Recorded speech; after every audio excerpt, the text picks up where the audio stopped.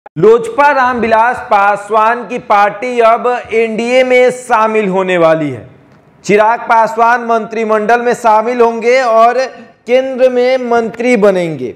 ये बातें जो है अब खुलकर सामने आने लगी है और कहीं ना कहीं ये बात सच भी है कि चिराग पासवान अब केंद्रीय मंत्रिमंडल में शामिल होंगे और मंत्री बनने जा रहे हैं। लेकिन सबसे बड़ा सवाल ये उठता है कि जिस चिराग पासवान ने ये बात कही थी कि जब तक पशुपति पारस एनडीए में है तब तक वो एनडीए में शामिल नहीं होंगे, नीतीश कुमार जब तक हैं तब तक वो एनडीए में शामिल नहीं होंगे। खैर, नीतीश कुमार ने तो एनडीए का साथ छोड़ दिया है, महागठबंधन के साथ चले गए हैं, लेकिन पशुपति पारस जिन्होंने एलजेपी को यानी लोजपा को तोड़ा है वो अभी भी एनडीए में है। और क्या अब चिराग पासवान एनडीए में शामिल होंगे? अगर चिराग पासवान एनडीए में शामिल होंगे तो ये बात साफ हो जाएगी कि नीतीश कुमार को हराने के लिए भाजपा ने चिराग पासवान का सहारा लिया था।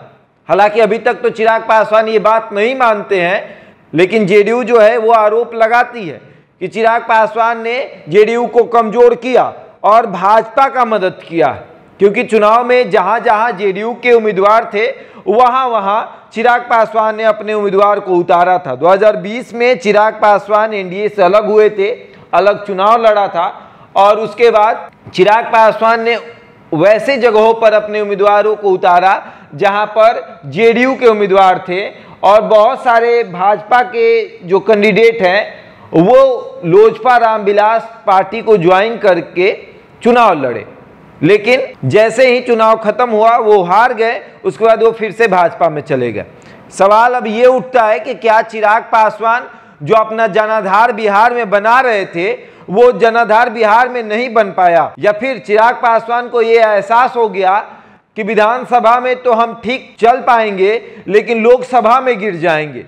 अगर लोकसभा में अच्छे से खड़े होना है तो भाजपा का सहारा लेना पड़ेगा, अगर भाजपा का सहारा नहीं मिला तो लोकसभा में हम डूब जाएंगे। इसलिए चिराग पासवान ने भाजपा के नाव पर सवार होना ही उचित समझा है।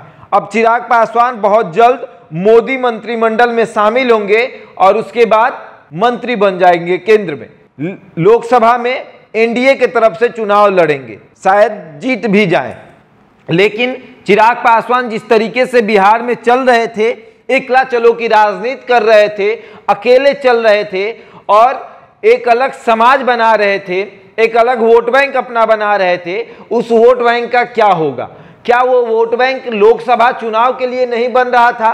क्या वो वोट बैंक सिर्फ विधानसभा के लिए बन रहा था? जिस तरीके से चिराग पासवान बिहार फर्स्ट, बिहारी फर्स्ट की बात करते हैं, लगातार अपने आप को मोदी का हनुमान बता रहे थे और उसके बाद भी भाजपा ने इनके साथ दोहरा चरित्र अपनाया। इनके चाचा पशुपति पारस को मोदी मंत्रिमंडल में शामिल कराया, पार्टी टूटी, अलग पार्टी बन गई, लोजपा दो भागों में बट गई। उसके बाद भी अब चिराग पासवान भाजपा के साथ जाना उचित समझ रहे हैं, एनडीए में शामिल होने जा रहे हैं और खबर ये भी आ रही है कि बहुत जल्द मोदी मंत्रिमंडल में शामिल होंगे और इनको एक मंत्रिमंडल मिलेगा।